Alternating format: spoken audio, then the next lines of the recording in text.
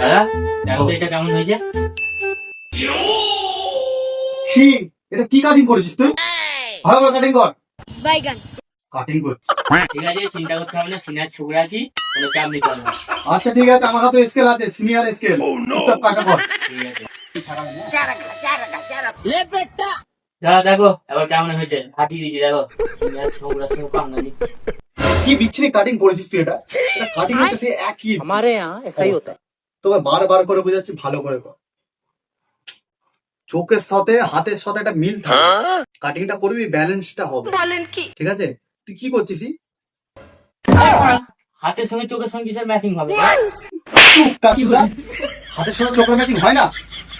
সেই রকম ধর মদের সাথে মাংস, এরকমই চোখের সাথে হাতের ম্যাচিং থাকে, বুঝলি? লজ্জা দিচ্ছ? হ্যাঁ পা মদন, তোকে কথাটা বোঝানোর জন্য বললাম, অত লজ্জা করাতে হয় না, কাজ কর চুপচাপ। आओ माँ कसम। नहीं